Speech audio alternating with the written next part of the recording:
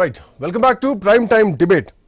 So Telangana రాష్ట్రంలో Congress party ప్రభుత్వం ఏర్పడిన తర్వాత, ప్రజాపాలన ప్రభుత్వం ఏర్పడిన తర్వాత రైతు భరోసాకి లైన్ క్లియర్ అయినట్టేనా, ఇంకా దాంట్లో ఏమైనా మెలికలు ఉన్నాయా అన్నటువంటి చర్చ జరుగుతోంది. ఏదేమైనా రేపు తీసుకునేటువంటి నిర్ణయంతో ఎట్లాంటి మెలికలు ఉండబోతున్నాయి, ఎట్లాంటి రూల్స్ అండ్ రెగ్యులేషన్స్ ఉండబోతున్నాయి, రైతులు ప్రమాణ పత్రాలు అడుగుతుంది ప్రభుత్వం అంటూ కూడా ఇప్పటికే ఈరోజు కేటీఆర్ ప్రెస్ మీట్ పెట్టి మరీ చెప్పడం జరిగింది.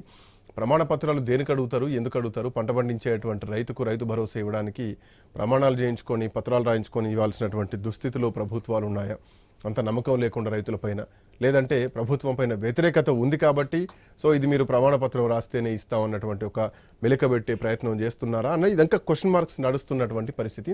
ఏదేమైనా రేపు ప్రభుత్వం క్లారిటీ ఇవ్వాల్సినటువంటి అవసరం ఉంది. కాంపోజ్ గారు ఏం చెప్తున్నారు? Good evening panel members. Actually ఈరోజు జరిగే పరిణామాలు ఎట్లుందంటే, క్యాబినెట్ సబ్ కమిటీ కొంత ముందుకు వచ్చి రేపు క్యాబినెట్కు పంపింది. ఆ క్యాబినెట్ చర్చించడానికి ఆస్కారం ఉంది. ఇదంతా బూటకం అని బీఆర్ఎస్ పార్టీ భావిస్తుంది. ఎందుకంటే తెలంగాణలో గత 10 సంవత్సరాలలో 69 లక్షల మంది రైతులకు 82,000 కోట్లు మనీ ట్రాన్స్ఫర్ చేసింది వాస్తవము. 69 లక్షల మంది రైతులల్లో 45 లక్షల మందికి రుణమాఫీ చేయాలి. ఆ 45 లక్షల మంది రుణమాఫీకి 22 లక్షల మందికి రుణమాఫీ చేసిండ్రు. గౌరవ మన రేవంత్ రెడ్డి గారు చెప్పినటువంటి స్టేట్మెంట్లో మేము కౌలు రైతుకి ఇస్తాం, కూలీ రైతుకి ఇస్తామని చెప్పారు. కౌలు రైతుకి ఇస్తారు, కూలీ రైతుకి ఇస్తారు, మళ్ళీ 69 మంది రైతులకు ఇస్తారు. కానీ వీళ్ళు 69 లక్షల రైతులలో 45 లక్షల మంది రుణం తీసుకుంటే 22 లక్షల మందికే రైతు రుణమాఫీ చేసిర్రు. మిగతా ఇంకా 25 లక్షల మందికి రుణమాఫీ చేయాలి. మీ దగ్గర డబ్బులు లేవు, మీరు మొత్తం మోసం చేస్తున్నారు. ఇంకా 62,000 కోట్లు తెలంగాణ రైతులకు వీళ్ళు బాకీ ఉన్నారు. ఎట్లా బాకీ ఉన్నారంటే, ప్రభుత్వం వచ్చి 14 నెలలు అవుతుంది. 14 నెలల రుణమాఫీ కేసీఆర్ గారు ప్రవేశపెట్టిన రుణం ఏదైతే రైతు బంధు ఉందో దాన్ని ఆపి ఇలా 21,000 కోట్లు రైతులకు 22 లక్షల మందికి ఇచ్చారు. మీరు 3 పంటలకు ఇవ్వాల్సినటువంటి 7,500 ఇంటూ 21,000 21,000 కోట్లు. 30 లక్షల మంది కౌలు రైతులకు ఇవ్వాల్సింది 30,000 కోట్లు. 12 లక్షల మంది కూలి రైతులకు ఇవ్వాల్సింది 4,500 కోట్లు. మీరు ఇంకా తెలంగాణ కాంగ్రెస్ గవర్నమెంట్ 62,000 కోట్లు తెలంగాణ రైతులకు ఇవ్వాలి. తర్వాత ఇంకొక అంశం ఏంటంటే, మీరు కమిటీల వైపుగా వేసుకుంటే, ఇప్పుడు సంక్రాంతి పండుగ 13, 14 తారీఖు వచ్చింది అనుకున్నాం, కానీ 5, 6 తారీఖు 5, 6, 7 తారీఖే వచ్చింది. ఎవరికి వచ్చిందంటే కాంగ్రెస్ కార్యకర్తలకు వచ్చింది. ఎట్లొచ్చిందంటే, ఆల్రెడీ మండల్ అగ్రికల్చర్ ఆఫీసర్ దగ్గర డేటా మొత్తం అగ్రికల్చర్ ఆఫీసర్లో ఎంఆర్ఓ దగ్గర ఆధార్ నెంబర్తో బ్యాంకు లింక్ అయ్యి ఆల్రెడీ ఉంది, ఆల్రెడీ ట్యాగ్ చేసి ఉంది. మీరు కాంగ్రెస్ కార్యకర్తలు ఇంటింటికి వెళ్ళి, మీ ఆఫీసర్లు ఇంటింటికి వెళ్ళి, మీరు డబ్బులు ఇస్తేనే మేము మీ ప్రమాణ పత్రం తీసుకుంటాం, అట్టేదిన డబ్బులు వస్తాయని ఇదంతా పైన ఉన్నటువంటి మినిస్టర్లు, పైన ఉన్న ఎమ్మెల్యేల కరప్షన్తో పాటు ఇలా Congress party scam grace party అయిపోతుంది. మేము ఏం చెప్తున్నాం అంటే, 5, 6, 7 తారీఖు నాడు రైతులు చాలా ఎదురు చూస్తున్నారు, వీళ్ళు ఇంటికి పోతే ఏం మాట్లాడతారని. ఇంకా 23, 25 లక్షల మంది ఒక తీవ్రమైనటువంటి చర్య ఉంది. ఎందుకంటే రుణమాఫీ కాలేదు ఇంకా. ఇప్పుడు రైతు బంధు ఇస్తామంటారు, రైతు బంధు ఎట్లా ఇస్తామంటే క్లారిటీ లేదు. ఇంకొకటి, గౌరవ కేసీఆర్ గారు ఏం చెప్పిండంటే, ఈ దేశంలో రైతు వెన్నుముక, వాళ్ళు శాసించే స్థాయిలో ఉండాలి, ఆశించే స్థాయిలో ఉండొద్దని చెప్పిండు. కానీ ఇలా రేవంత్ రెడ్డి గారి ప్రభుత్వం ఆశించే స్థాయికి, బిచ్చగాని స్థాయికి తీసుకుపోతుంది.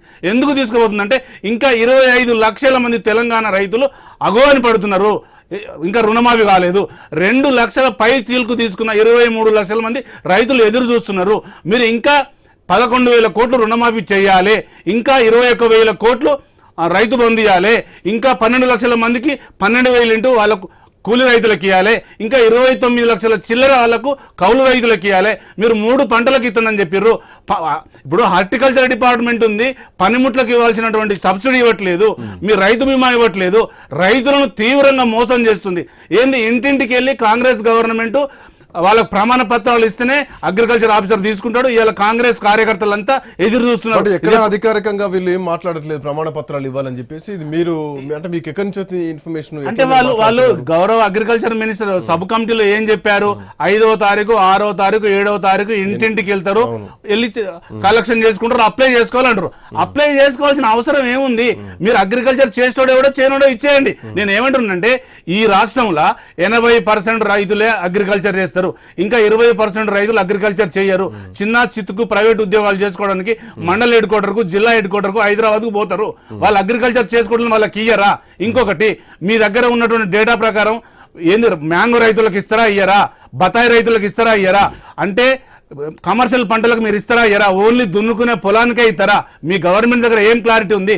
ఈ 1 year అంతా సాగదీసిర్రు, ఇంకా ఎన్నేళ్ళు సాగదీస్తారు, ఇంకెన్నేళ్ళు మోసం చేస్తారు? మీ పరిపాలన మీరే చెప్పారు స్టేట్మెంట్, December 9వ తారీఖు నాడు 2 లక్షల రుణమాఫీ అయిపోతుంది, 15,000 రూపాయలు పడతాయని. ఎక్కడ పడ్డాయి? ఎవరికి ఇచ్చిర్రు? మొత్తం ఇదంతా రైతులను తెలంగాణ ప్రభుత్వం మోసం చేస్తున్నది.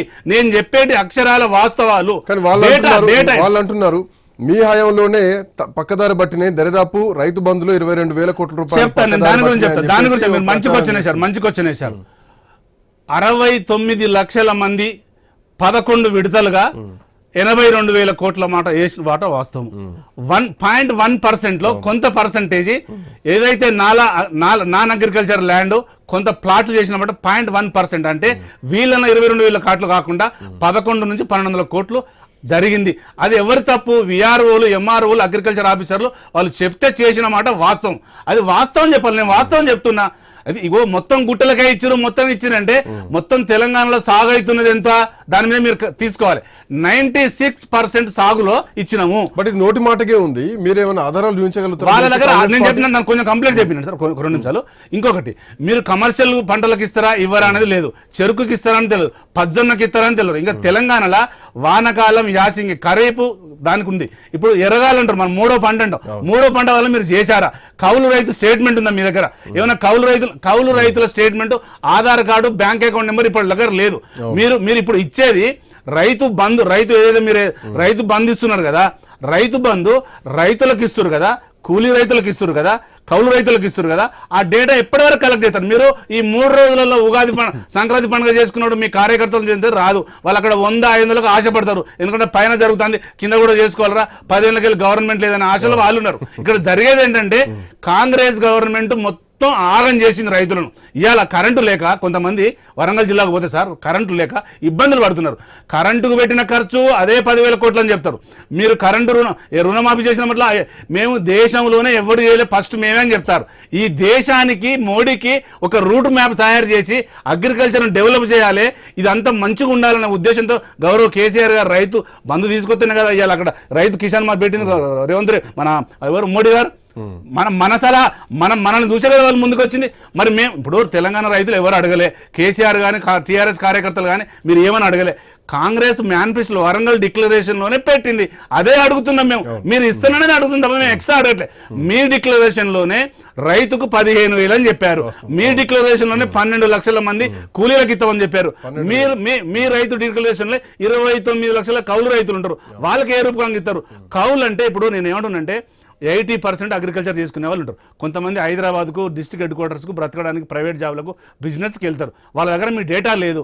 కౌలు రైతులు ఇప్పుడు 20% కౌలు చేసుకుంటారు, ఈ రైతులకు వెళ్ళి కౌలు చేసుకుంటారు, పక్కోడు కౌలుకి ఇస్తున్నా తీసుకుంటారు. ఇంకా దాంట్లో అసలు పూర్తి క్లారిటీ లేదు. ఇంకొక 2 years పడుతుంది వాళ్ళకు క్లారిటీ. ఈ కాంగ్రెస్ శ్రీకాంత్ సార్ కాంగ్రెస్ గవర్నమెంట్ కు దీని పూర్తిగా క్లారిటీ రావాలంటే వాళ్ళకి ఒక 2 years పడుతుంది. ఈ సబ్ కమిటీ కాకుండా ఇంకో కమిటీ వేసుకోవాలి. ఈ కమిటీ తర్వాత మళ్ళీ రాహుల్ గాంధీ గారిని అడగాలి. రాహుల్ గాంధీ గారు ఆయన వియత్నాంకి వెళ్ళి వచ్చిన తర్వాత ఒప్పుకుంటారో తెలియదు. అప్పటికి ఆయన 15వ తారీఖు వరకు రాడు. ఇప్పుడు 19వ తారీఖు 20వ తారీఖున రేవంత్ రెడ్డి గారు దావోస్కి వెళ్తున్నాడు. ఇప్పుడు ఈ ఐఐటి కాదు, ఇదంతా ఏంటంటే మసిమూసి మారేడుకాయలమ్మి తెలంగాణ రైతుల నోట్లే మన్నుగొట్టే ప్రయత్నం చేస్తారు. వెంకరెడ్డి గారు గుడ్ ఈవినింగ్. వెంకరెడ్డి గారు వినిపిస్తుందా? మ్యూట్లో ఉన్నారు. వెంకరెడ్డి గారు